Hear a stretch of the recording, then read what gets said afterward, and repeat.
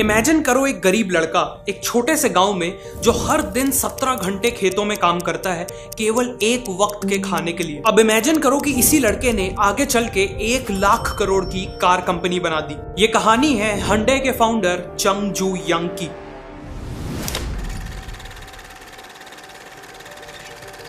चंग जू यंग का जन्म 1915 में हुआ था कोरिया के एक छोटे से गांव में। उनका सपना था एक स्कूल टीचर बनने का, लेकिन फैमिली की फाइनेंशियल कंडीशन इतनी खराब थी कि वो खुद की एजुकेशन भी पूरी नहीं कर पाए। उन्हें बचपन में दिन रात अपनी फैमिली के साथ खेतों में काम करना पड़ता था, लेकिन इतनी मेहनत के बाद भी ऐसे कई दिन होते थे जब फैमिली के पास एक वक्त का खाना भी नहीं होता था। प्रॉपर कपड़े और मेडिकल केयर तो दूर की बात है। चंग को लकड़ियां बेचने के लिए कई बार पास के शहर जाना होता था। वहां उन्होंने देखा कि लोगों के पास सफिशिएंट खाना है और उन्होंने अच्छे कपड़े पहने हैं, वो भी बिना दिन रात खेतों में काम किए।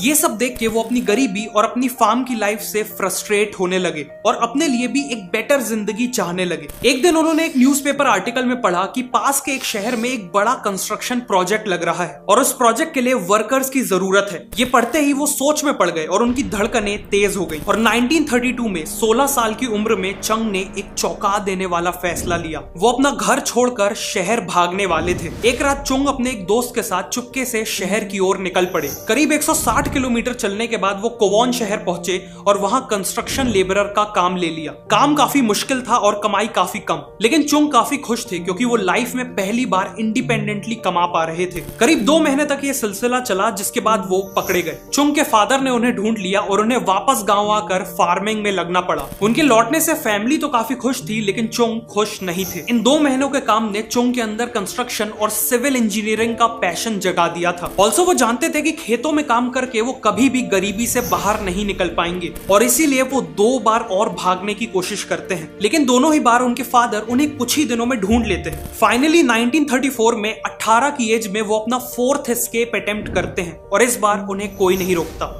वो सोल पहुंचते हैं जो आज के दिन साउथ कोरिया का कैपिटल है। वहां उन्हें जो भी काम मिला उन्होंने वो किया। सबसे पहले एक कंस्ट्रक्शन लेबरर, फिर फैक्ट्री वर्कर और फिर फाइनली उन्हें बोक्योंग राइस स्टोर में एक डिलीवरी बॉय की जॉब मिली। कस्टमर्स और शॉप ओनर्स उनके काम से इतना इंप्रेस थे कि 6 महीने के अंदर ही उन्हें डिलीवरी बॉय से स्टोर के मैनेजमेंट संभालने की जिम्मेदारी मिल गई। इसके बाद चंग ने काफी मेहनत की और अपने बलबूते ही शॉप को ग्रो किया। 1937 में स्टोर के ओनर सीरियसली बीमार पड़ गए और उन्होंने एक सरप्राइजिंग फैसला लिया। चंग की मेहनत को देखते हुए उन्होंने स्टोर को चंग के हवाले कर दिया। 22 साल की उम्र में चंग अब एक एम्प्लॉय से बिजनेस के ओनर बन चुके थे। अगले 2 सालों में चंग ने और मेहनत की, मार्केट में ट्रस्ट और रेपुटेशन बिल्ड की, जिससे बिजनेस तेजी से ग्रो हुआ। एवरीथिंग वाज गोइंग वेल कि तभी एक ट्रेजेडी हो गई।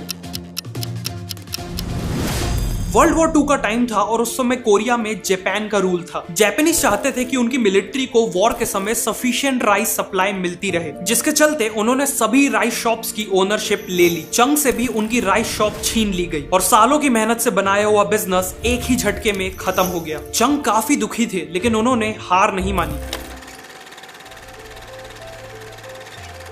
अगर मैं दिलो जान से कुछ भी काम करूं तो मैं उसमें सक्सेसफुल हो सकता हूं। इस सोच के साथ वो ऐसा बिजनेस ढूंढने लगे जिसमें जापानीज गवर्नमेंट का इंटरफियरेंस नहीं था।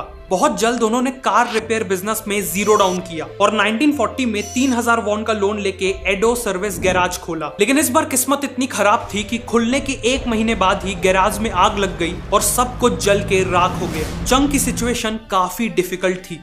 उन्हें अपना लोन चुकाना था और कस्टमर्स को भी आग से होने वाले उनके लॉस के लिए कॉम्पनसेट करना था। एक नॉर्मल इंसान ऐसी सिचुएशन में इजीली हार मान सकता था, लेकिन चंग ने हमेशा की तरह प्रॉब्लम को फेस किया। उन्होंने 3500 वॉन का फ्रेश लोन लिया और पहले से भी अच्छा गैराज खड़ा किया। चंग ने देखा कि कस्टमर्स की सबसे बड़ी प्रॉब्लम थी कि उनकी कार रिपेयर होने में कई हफ्ते लग जाते थे। इसीलिए उन्होंने स्पीड को अपना मेन फोकस बनाया। जहां कॉम्पिटिटर को एक सर्टेन रिपेयर के लिए 20 दिन लग जाते थे, वहीं चंग का गैराज उसी रिपेयर को 5 दिन में कर देता था। उनका गैराज इतना सक्सेसफुल हुआ कि अगले 3 साल में यानी 1943 तक उनकी वर्क फोर्स 80 एम्प्लॉइज तक ग्रो हो चुकी थी। इस टाइम तक चंग ने अपना पूरा लोन रीपे कर दिया था और फैमिली को भी सोल में सेटल कर लिया था। बिजनेस तेजी से ग्रो कर रहा था और तभी एक और मेजर डिजास्टर हो गया। जापान को वर्ल्ड वॉर 2 के लिए वॉर रिलेटेड इक्विपमेंट्स बनाने थे, इसीलिए जापान ने उनके गैराज की ओनरशिप ले ली और एक लोकल स्टील प्लांट से मर्ज कर दिया। एक बार फिर उनकी सालों की मेहनत से खड़ा किया बिजनेस उनसे एक झटके में ही छीन लिया गया। चंग वापस से स्क्वायर 1 पे आ चुके थे।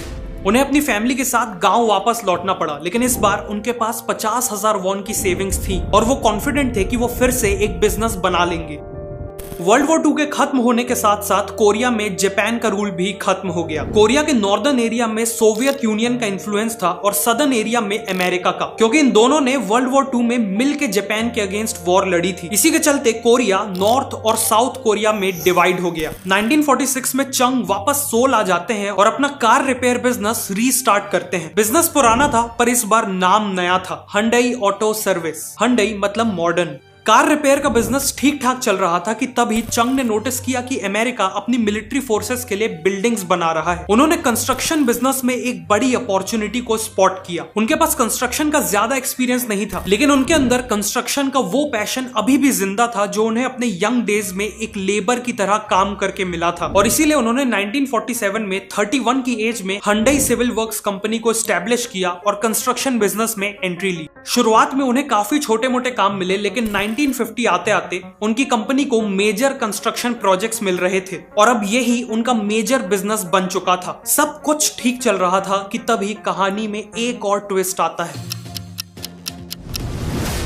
जून 1950 में नॉर्थ कोरिया साउथ कोरिया पे हमला कर देता है। नॉर्थ कोरियन ट्रूप सोल के काफी करीब आ चुकी थी, जिस कारण चुंग को अपना पूरा काम छोड़कर अपनी सेविंग्स के साथ पुसन शहर भागना पड़ता है। लेकिन इतने बड़े क्राइसिस के बाद भी चुंग हाथ पे हाथ रखकर नहीं बैठे। इस समय यूएस आर्मी साउथ कोरिया के साथ मिलकर नॉर्थ कोरियन आर्मी से लड़ रही थी और उन्हें टेंट्स, वेयर हाउसेस और आर्मी हेडक्वार्टर्स की जरूरत थी। चंग ने ऑब्जर्व किया कि अमेरिकन के पास पैसों की कमी नहीं थी, उन्हें बस रिलायबल और टाइमली डिलीवरी चाहिए थी और चंग ने अमेरिकन को वही दिया। उन्होंने एक छोटी सी टीम से वापस शुरुआत की और कैन डू मोटो अपनाया। मतलब अगर प्राइस सही है तो वो कोई भी कंस्ट्रक्शन प्रोजेक्ट लेने को तैयार थे। वॉर चल रही थी और ऐसे में उन्हें कई प्रॉब्लम्स आई, कई बार लॉसेस भी हुए, लेकिन एक बार जबान देने के बाद उन्होंने कभी भी किसी प्रोजेक्ट को बीच में नहीं छोड़ा। उनकी इसी रिलायबिलिटी के कारण उनकी अमेरिकन से काफी स्ट्रॉन्ग रिलेशनशिप डेवलप हो गई। 1952 में वॉर तो खत्म हो गई, लेकिन चंग को फिर भी अमेरिकन से कॉन्ट्रैक्ट्स मिलते रहे और बाद में साउथ कोरियन गवर्नमेंट ने भी कंट्री को रीबिल्ड करने के लिए ब्रिजेस, डैम्स और रोड्स को तेजी से बिल्ड करना चालू किया। इन सब में हंडई ने मेजर रोल प्ले किया और बिजनेस में एक्सपोनेंशियल ग्रोथ देखी। साउथ कोरिया का सबसे बड़ा डैम सोयंग डैम और उनका सबसे इंपॉर्टेंट एक्सप्रेसवे क्योंगबू एक्सप्रेसवे हंडई ने ही बनाया है।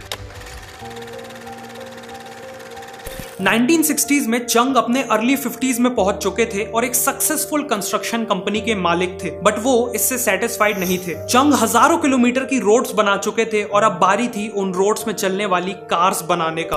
1967 में चंग ने एस्टेब्लिश की हंडई मोटर कंपनी और 1968 में फोर्ड के साथ एक डील की जिसमें वो फोर्ड की कोर्टिना कार्स को असेंबल करने वाले थे। 2 साल तक ये जॉइंट वेंचर सक्सेसफुली चला, जिसके बाद दोनों कंपनीज के बीच में कॉन्फ्लिक्ट्स डेवलप होने लगे। फोर्ड नहीं चाहता था कि हंडई अपनी खुद की कार बनाए और इसीलिए 1973 में चंग ने ये पार्टनरशिप खत्म कर दी और इमीडिएटली नए पार्टनर्स ढूंढने लगे। उन्होंने मैन्युफैक्चरिंग की टेक्नोलॉजी के लिए जनरल मोटर्स और फोक्सवैगन जैसी कंपनी से डील करने की कोशिश की, लेकिन सब ने मना कर दिया। फाइनली उसी साल उन्होंने जापान की मित्सुबिशी मोटर्स से एग्रीमेंट किया। मित्सुबिशी हंडई को कार्स बनाने की टेक्नोलॉजी देने के लिए तैयार हो गया था। बेस्ट पार्ट वाज कि इस डील में हंडई अपनी ब्रांडिंग और अपने दिए नाम के साथ कार बेच सकता था। उसी दौरान साउथ कोरियन गवर्नमेंट ने भी ऑटोमोबाइल कंपनीज के लिए एक आदेश निकाला कि उन्हें एक सिटीजन्स कार बनानी है, एक ऐसी कार जो अफोर्डेबल और रिलायबल हो और उसमें केवल साउथ कोरिया में बने पार्ट्स ही यूज हो। 1976 में चंग ने एक नया प्लांट सेटअप किया और हंडई ने बनाई साउथ कोरिया की first ever mass produced car Hyundai Pony. अपनी अफोर्डेबिलिटी के कारण ये कार साउथ कोरिया में इतनी सक्सेसफुल हुई कि देखते ही देखते हंडई ने 60% मार्केट शेयर कैप्चर कर लिया और वहां की सबसे बड़ी कार कंपनी बन गई। लेकिन एक कैच था, साउथ कोरिया का टोटल कार मार्केट केवल 30,000 कार्स का था, जो प्रॉफिटेबल होने के लिए सफिशिएंट नहीं था। Also Hyundai pony south Korea में जितनी बड़ी सक्सेस थी, ओवरसीज मार्केट में उतनी ही बड़ी फेलियर थी। कार की क्वालिटी अच्छी नहीं थी, गर्मी में पेंट उड़ जाता था और उसमें रेगुलरली मैकेनिकल इश्यूज आते थे और इन्हीं रीजन से हंडई मोटर कंपनी पिछले 7 साल से लॉसेस में चल रही थी। लोगों ने चंग से कहा कि उन्हें यह कंपनी जितनी जल्दी हो सके उतनी जल्दी बंद कर देनी चाहिए, लेकिन चंग के डिसीजन ने सबको शॉक कर दिया। कंपनी बंद करना तो दूर, वो एक नई कार फैक्ट्री बनाने वाले थे जिसमें हर साल 3 लाख कार्स प्रोड्यूस हो सके। कंपनी के मैनेजमेंट को यह डिसीजन समझ में ही नहीं आया। आखिर 30,000 कार्स के मार्केट में 3 लाख कार्स कौन खरीदेगा? बट चंग को इसका जवाब पता था। साउथ कोरियन इकोनॉमी तेजी से ग्रो हो रही थी और हर साल हजारों लोग पॉवर्टी से निकलकर इकोनॉमिकली एम्पावर हो रहे थे, जिसका मतलब था कि अगले कुछ सालों में कार्स की डिमांड तेजी से बढ़ने वाली थी। प्लस Hyundai की नई कार्स को स्पेसिफिकली फॉरेन कंट्रीज में एक्सपोर्ट करने के लिए बनाया जाने वाला था। 1980 में यह फैक्ट्री रेडी हुई और 1982 में Hyundai ने कई सारे इंप्रूवमेंट्स के साथ अपनी पोनी 2 कार लॉन्च की।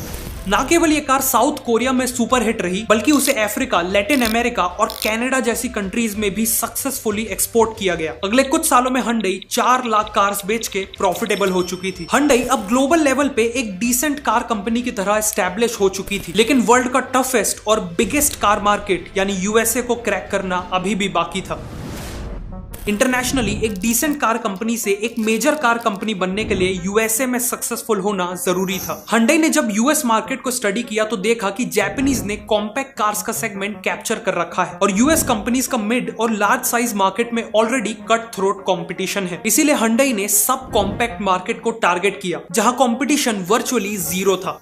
साथ में Hyundai ने देखा कि यूएसए में सेकंड हैंड कार्स का मार्केट बहुत बड़ा था। उन्होंने इन्हीं कस्टमर्स को सेकंड हैंड कार के प्राइस पे अपनी नई Hyundai एक्सेल ऑफर की, वो भी 5 साल की वारंटी के साथ। इस स्ट्रेटेजी ने यूएस के कार मार्केट को हिला के रख दिया। Second hand car buyers instantly Hyundai Excel में शिफ्ट हो गए। 1986 में Hyundai ने यूएसए में करीब 1,70,000 एक्सेल्स बेची और 1987 में करीब 2,60,000। इन दोनों ही साल Hyundai एक्सेल यूएसए की टॉप सेलिंग इंपोर्टेड कार बन गई। यूएस मार्केट में तब तक इतनी बड़ी इनिशियल सक्सेस किसी और कार कंपनी ने नहीं देखी थी और इसी के साथ Hyundai ग्लोबल लेवल पे एक मेजर कार कंपनी की तरह एस्टैब्लिश हो गई। उसी साल 72 की एज में चंग ने Hyundai से रिटायरमेंट ले ली और ऑनररी चेयरमैन का टाइटल ले लिया, जिसके बाद उनके भाई और बेटों ने कंपनी की कमान संभाली और पहले जैसी ही डिटर्मिनेशन के साथ कंपनी को चलाया। Hyundai आज वर्ल्ड की 3rd बिगेस्ट कार कंपनी है और केवल 2022 में उन्होंने करीब 40 लाख कार्स बेची थी। वैसे तो Hyundai ग्लोबली केवल अपने कार बिजनेस के लिए जानी जाती है, लेकिन बहुत कम लोगों को पता है कि Hyundai ग्रुप में टोटल 42 अलग अलग कंपनीज हैं, जैसे Hyundai elevator, Hyundai information technology और Hyundai हेवी इंडस्ट्रीज, जो दुनिया की सबसे बड़ी शिप बिल्डिंग कंपनी है। और Hyundai के ही कारण साउथ कोरिया आज जापान को पीछे करके दुनिया की सबसे ज्यादा शिप्स बनाने वाली कंट्री बन पाई है। साउथ कोरिया के लिए Hyundai एक नॉर्मल कंपनी नहीं है। Hyundai एक इंस्टीट्यूशन है जिसने कंट्री को रीबिल्ड किया, हजारों जॉब्स क्रिएट की और साउथ कोरिया को ग्लोबल रिकॉग्निशन दिलवाया। और इन सब की शुरुआत की गांव के एक ऐसे लड़के ने जिसके पास फूड, एजुकेशन, हेल्थ केयर जैसी बेसिक फैसिलिटीज तक नहीं थी, लेकिन उसके पास था इमेंस पैशन, एक विजन और सबसे important a desire for better. अगर आप जानना चाहते हैं कि कैसे एक गलत स्विच प्रेस करने से पूरा प्लेन क्रैश हो गया तो इस वीडियो पे क्लिक करिए।